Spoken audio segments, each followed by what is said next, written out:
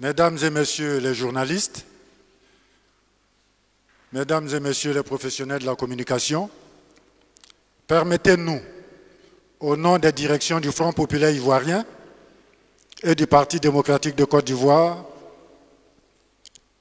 ainsi que des plateformes EDS et CDRP, de vous remercier pour avoir répondu si nombreux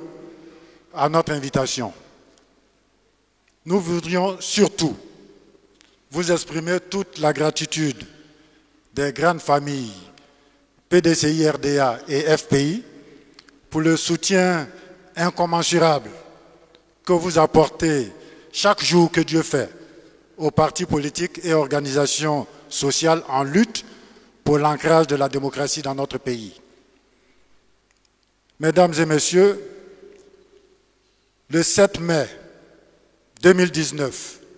sur instruction de son Excellence le président Henri Konan Bédié, président du PDCI RDA, une délégation de haut niveau de son parti, conduite par le secrétaire exécutif en chef, le professeur Maurice Kakou-Gitkawe, a rendu une visite de courtoisie à son Excellence le président Laurent Gbagbo, président du Front populaire ivoirien à Bruxelles. Le 23 mai 2019, conformément à la tradition africaine, une délégation du FPI, conduite par le docteur Assou Adou, secrétaire général du Front populaire ivoirien, s'est rendue à Daoukro pour remercier le président Henri Konan Bédié et lui exprimer la reconnaissance du président Laurent Gbagbo. Le 29 juillet 2019, son Excellence le président Henri Konan Bédié, accompagné de son épouse, s'est rendu personnellement à Bruxelles, où il a exprimé de vive voix sa compassion et son soutien à son jeune frère, son Excellence le président Laurent Gbagbo, pour toutes les épreuves subies depuis la crise post-électorale de 2011. Au cours de leurs échanges à Bruxelles, les deux personnalités ont tenu à exprimer leur compassion et leur solidarité au peuple de Côte d'Ivoire pour les traumatismes et les nombreux préjudices subis pendant cette crise. Les deux anciens chefs de l'État, après avoir déploré les graves atteintes portées aux acquis démocratiques, ont non seulement convenu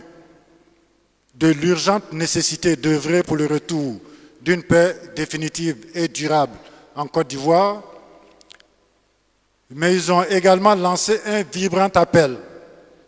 à tous les partis politiques, aux associations, à toutes les organisations de la société civile et à toutes les communautés vivantes en Côte d'Ivoire à s'engager résolument dans la voie de la réconciliation nationale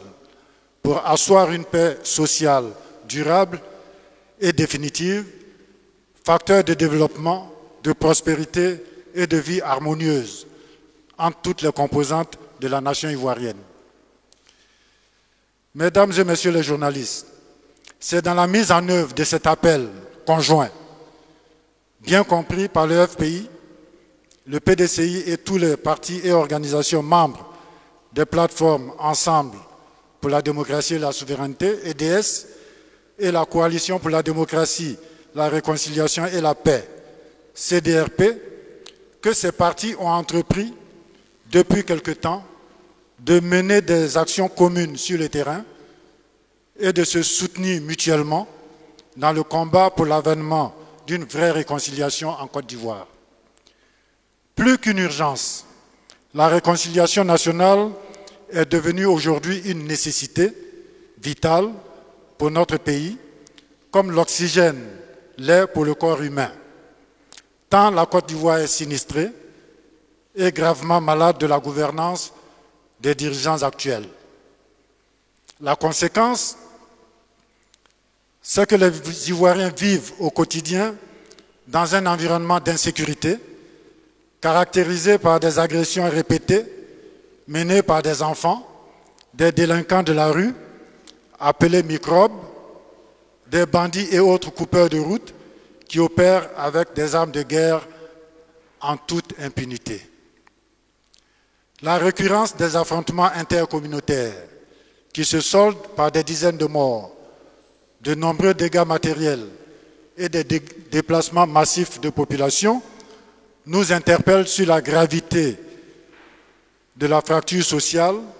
et sur les factures qui exposent notre pays à une situation sociale potentiellement explosive. De la décrépitude de notre système éducatif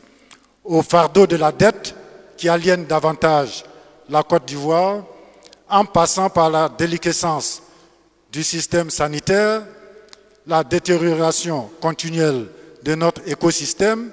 aggravée par le phénomène de l'orpaillage clandestin et l'adoption au forceps d'une commission électorale non consensuelle, ce sont autant d'indicateurs sociopolitiques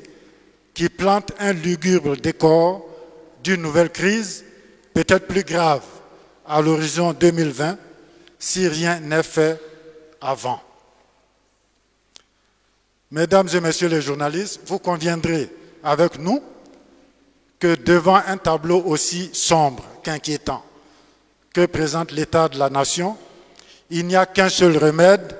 qui convienne aujourd'hui pour redresser la situation et préserver les Ivoiriens du gouffre certain dans lequel le pouvoir Ouattara veut les conduire. Il s'agit de la réconciliation nationale. Dans ces conditions, l'appel de Bruxelles, lancé par le président Bédié et Gbagbo, sonne pour nous comme une interpellation de notre conscience individuelle et collective sur les enjeux pour l'avenir de la Côte d'Ivoire, notre patrimoine commun. Le meeting d'Abidjan Sud du 14 septembre prochain est donc une occasion d'un nouveau départ que nous voulons prendre ensemble pour sauver la Côte d'Ivoire du chaos dans lequel les gouvernants actuels veulent l'enfermer. Il s'agit de nous engager avec courage, détermination, amour pour la patrie et sans calcul politicien dans un sursaut national pour l'avènement d'une réconciliation qui brise définitivement la glace de méfiance artificiellement installée entre les filles et les fils de ce pays du fait de la politique de rattrapage ethnique. Les Ivoiriens doivent donc retrouver le sourire et cesser de se regarder en chien de faïence dans une Côte d'Ivoire réconciliée, sans faux fuyants, qui passe par un dialogue constructif entre tous les acteurs de la scène sociopolitique dans ce pays. C'est à cette réconciliation que le président Bédié et Gbagbo appellent instamment les gouvernants, les partis politiques, les organisations de la société civile, les responsables religieux et coutumiers, bref, toutes les composantes de la société ivoirienne sans exclusive. Nous n'avons donc pas le choix et nous n'avons pas le droit de décevoir ce grand espoir suscité par ces deux hommes d'État qui ont su remonter avec courage et détermination le cours de l'histoire pour une Côte d'Ivoire réconciliée, solidaire et prospère. Tous donc à Abidjan Sud le samedi 14 septembre 2019. Je vous remercie.